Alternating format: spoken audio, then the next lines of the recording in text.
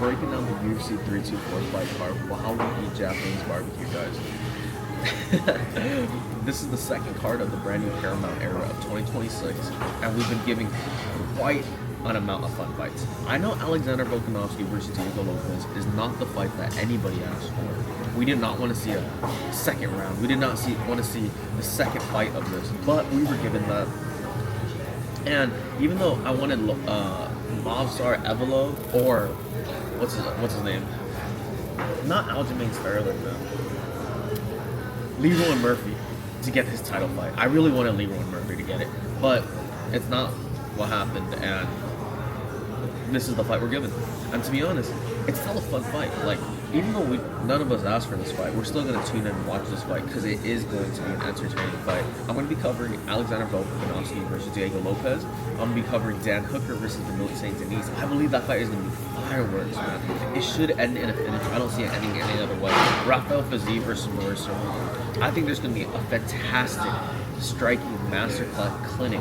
15 minutes for us to watch. I think it's going to be pure entertainment. I think both fighters are going to get hurt, and we're going to have moments like, oh my gosh, is Ruffy going to get the finish? Is Fiziev going to get the finish? But I do believe it goes to decisions. I'm breaking that down right here. Tai Tuivasa versus Talison Teixeira. If this was the Tuivasa of the old, the focus one, the body transformation one, now he's won the body transformation the other way, not the MMA fighter route. Talison Teixeira is still early in his career. I don't think I have enough stock to back him at the odds right now, but he should win this fight. Also covering everybody's favorite, but he has a baker, Quillian Southkill, defending against the racism comments. He's going to be taking on Jamie Millard. And then I'll also cover the prelims as well too. There's so many good fights to cover, man. There's so many good spots on this card. Let's go through them. I'm here right now at Japanese barbecue. I wanted to do something completely different from everybody else, you know.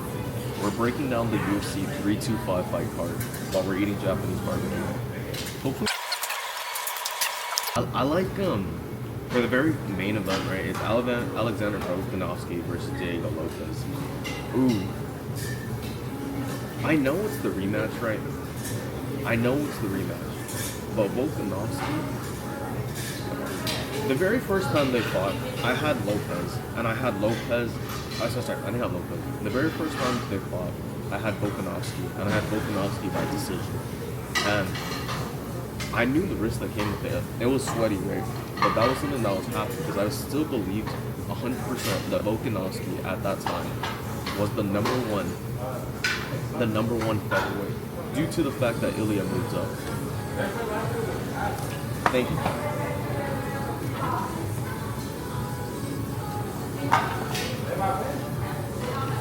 Oh my god. But yeah, Volkanovski surviving for another 25 minutes. The very first time when he did that, I was nervous for him, you know? And especially towards the end of the second round too, I was really nervous. I see in this situation, we're going to be going through the same threat again. And I know it hasn't been that long, but I feel like Diego Lopez has made enough changes, man. Diego Lopez is going to be my early pick for this one. It might change down later through the week, but I had plenty of time to think about this, man. I think it's Diego Lopez by KO, man. He almost finished Volkanovski the first time. I think he can do it the second time. It might be sweaty. It might be sweaty for the first round, because you're like, oh, Volkanovski's in this. He's countering Lopez, but I believe Volkanovski is he's gonna be a little bit overly aggressive, and he's gonna get caught. He's not gonna be in the same way as Silva getting caught, but I think it'll be pretty close.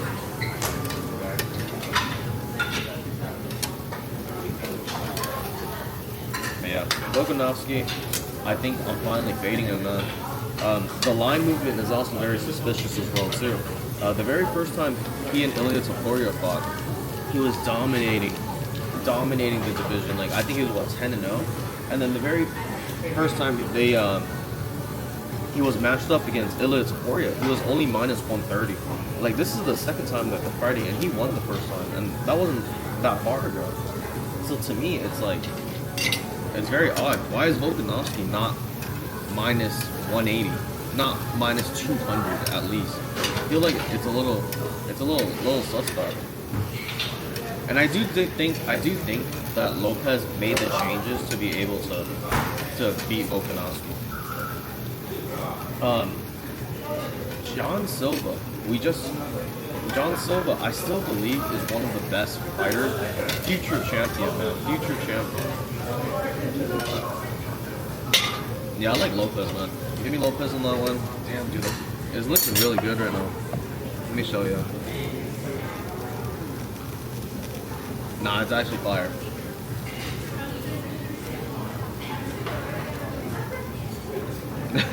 Dude, I never thought I would be eating and I'm breaking down the next card, bro.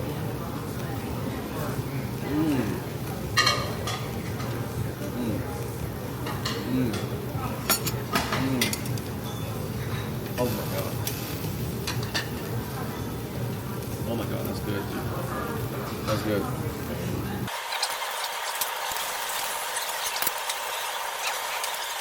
Alright, Dan Hooker versus Benoit Saint-Denis. I think this fight is a little bit closer than other people are reckoning. I don't think Hooker's just gonna get finished. BSD is really good. Really good. But I don't think he's the level of Armin. He's not that good. Oh my god. That was a close one. Yeah, he's not at that level of Armin. Like, I think the blueprint is definitely there though. If he were to finish Hooker, it would be very early. It might even be earlier than Armin. The way that BSD fights, he doesn't go to decision, man. Like, he always finishes. It's like 100% finish rate unless he's the one that loses or something. But BSD fights just like how he used to be what? He used to be a special ops soldier. He likes to finish things fast. If it's round one, I actually fully believe it would be round one by KO for BSD. But if it goes into round two, it's going to be round two for BSD. And that's exactly how I see him finishing Hooker. Now, if we talk about Hooker, I think Hooker KO at plus 550 is kind of disrespectful. Like, Hooker has a higher chance of plus 550.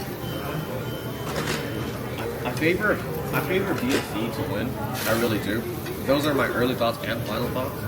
But I fully would not be surprised if Hooker came with an upset, because Hooker is, I can't believe Hooker's in top 5, but he is, he climbed his way up there. He has knockout power, and BSD can be folded if you have high power, and Hooker has high power.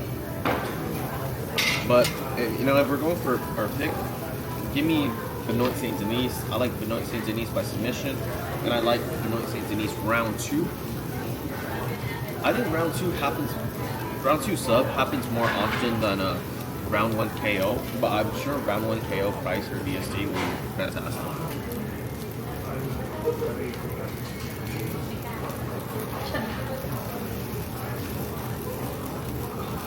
What have we got next? Oh, Mauricio Rufy versus Rafael.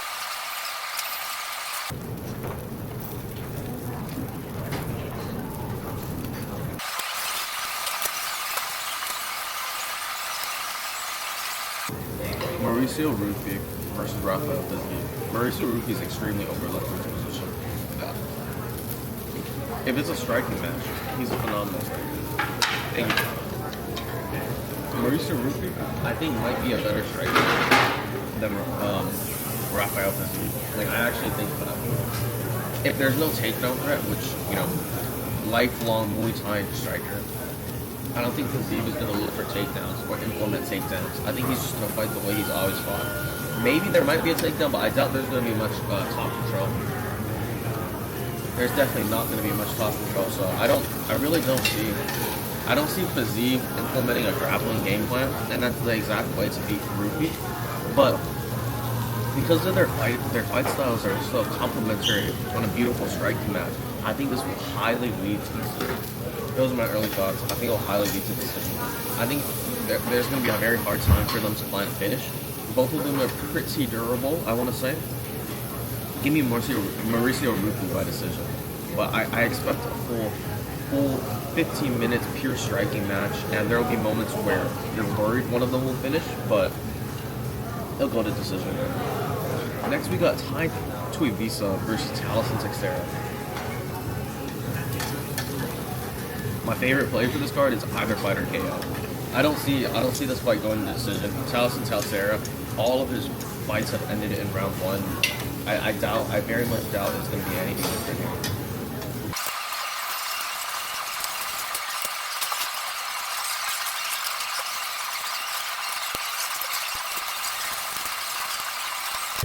Tai Tuivasa before you know his most recent skids, I felt like he could have been something.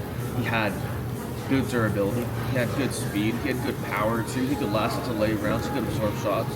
But I feel like he took too many shots now. I don't think his chin is the same. I don't think he's in it to claim the world title anymore.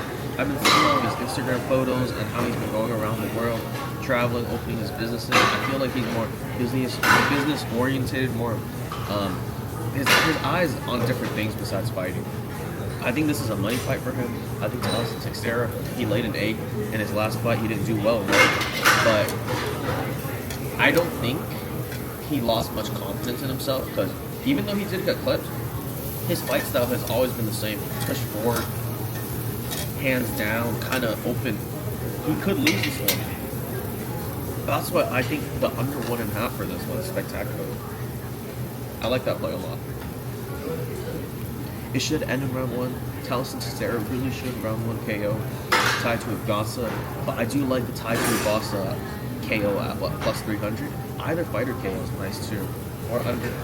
But I'll probably avoid a money line on here. Probably lean Taliesin. I like the odds of Tuivasa, but I probably won't play a money line. I most likely play under and take either fighter by KO. Alright, Killian Southkill versus Jamie Mullarkey. Dude, I have a hard time seeing this fight going any other way. Killian Southkill, great, fantastic prospect. He has a Merab Dvalishvili fighter style-esque, likes to dive for a lot of takedowns, but not as much control. Takedown, beat you up a little bit. Actually, maybe not like Merab, kind of like Anthony Hernandez. Take you down, let you get up, beat you down, take you down again, rinse and repeat. And he does have a hefty, high left kick. We saw that with Nascarat. Nascarat also round 1 knocked out Jamie Mullarkey too. I think Killian Southkill has the striking.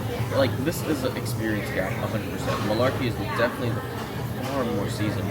Southkill only has 11 fights under his belt, but I don't think Mullarkey's chin is all that there. I think it's completely gone. I think it's dust. I think a couple of love taps from Killian Southkill would finish off Jamie Mullarkey for good. I have to pick Killian Southkill by knockout. I don't think this fight reaches the scorecards, and I think it's Killian Southkill by knockout, round 1. Jamie Mullarkey, he might have a little bit of wrestling, he might have a little bit of grappling edge. However, that won't show. That won't show at all. Killian Southkill, he just needs to threaten the level change, find a quick punch down the middle, or an up kick. That's it. Mullarkey's gone. And that's it for the main card, man. I really hope you guys enjoyed this. Like, this is something new. Like, look, I even got another round coming up. Like, look, I got a full another round. I'm breaking down this fight card with y'all. And we just finalized and finished the main card. I wasn't even that bad. I'm like, 4 orders in, I think. Alright, for our prelims bout, Junior Tafa versus Billy Ellicott. Man, I'm not gonna waste too much time on this. Junior Tafa is a phenomenal striker of his own right. However, it's MMA at the end of the day. He doesn't have a good ground game. He doesn't have good takedown defense. Billy Ellicott is the way more well-rounded fighter here, and I believe Billy Ellicott can strike too. And strike with some power too. We saw him put down Christian and then sub him, but that was due to a counter punch that Billy Ellicott landed phenomenal. I think Junior Tafa is going to be threatened by the takedown. I think Billy Ellicott can get his back and submit him round 1. The way that we saw Billy Ellicott smooth took down and then backpacked Guskov was incredible. And Guskov, to me, he just tied with Jan Blachowicz. So I know it's the end career of Jan, but Jan is still dangerous. I still think Guskov might be a champ material fighter, and for Billy Ellicott to get him down on his back and backpack him so fast, threaten the submission, even though he didn't get it. I don't think Tafa would be able to defend like Guskov. I don't think Tafa has the knowledge to defend like Guskov. They could have improved a long time ago. the Tafa brothers, but they choose not to. So I think it's going to be a sub for Billy Alicano. We got Cam Ralston versus Cody Brundage. Brundage is such an so interesting. His most recent record, extremely interesting, is 1-1-1-1-1. Give me Cam Ralston by finish. Thank you, appreciate it. I like Cam Ralston here a lot. I like Cam Ralston by finish. I think he has a lot of high knockout potential here. Brundage is pretty chinny, but I don't think that's what I'm shooting for. Lately, Ralston has been getting KOs on DWCS, KOs on UFC debut against Andre Petrosky, right? But Petrosky's chin was gone. I called that knockout. I think Cam Ralston is gonna sub Cody Brundage round 2. That's my take on it. I'll break down it a little bit more in depth as the days pass, but early takes, early takes. This is probably my finalized takes already, just because I've already done the research. I've already done the tape study. These are my conclusions. Cam Ralston, round 2 sub, man. Book it. Jacob Malkoun versus Taurus Vinny. Ooh, Taurus Vinny as a plus 240 underdog. That was extremely tempting. I can't believe that price even got that high, to be honest with you. Like, that shocked me. I think this is a very close fight. Jacob Malkoun throughout his whole entire career never performed the best, but he always was against very high level, not prospects, high level finished fighters, to be honest. High level competing, they're in the top 15, they're higher level ranked fighters already. I don't think Taurus Vinny is at that level yet, but Taurus Vinny is still really good. A lot of people like to call him boring because of his recent bouts, right? But I think it's the matchup, matching up with a specific fighter. I kind of favor Taurus Vinny here, man. I'm a little nervous on this fight. I don't know if I even want to play it. I might just watch it, but I am on Taurus Vinny. I favor him to win over round 3.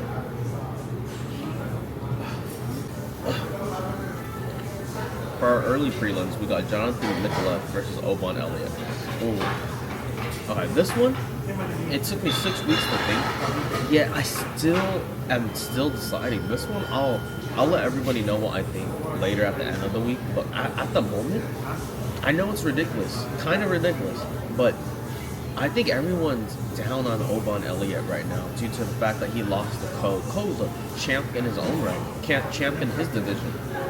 I think Ko's a phenomenal club. Ko is cashing out for everything. I think Oban Elliott is a little bit overlooked right now just because he was purely dominated and stuffed and suppressed by Ko.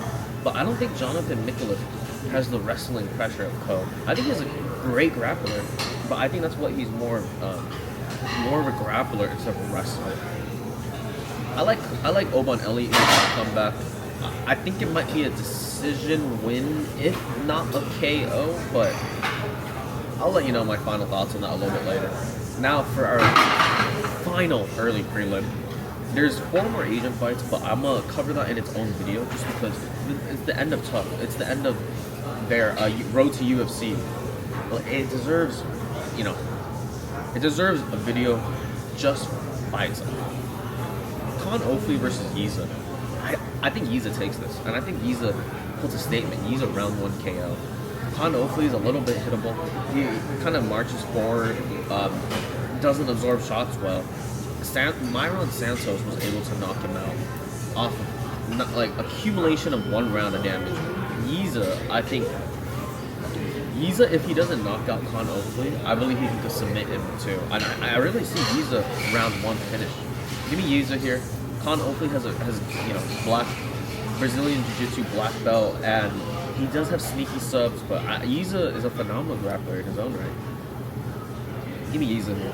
And that concludes our full card breakdown outside of the road to UFC. I hope you guys all enjoyed this.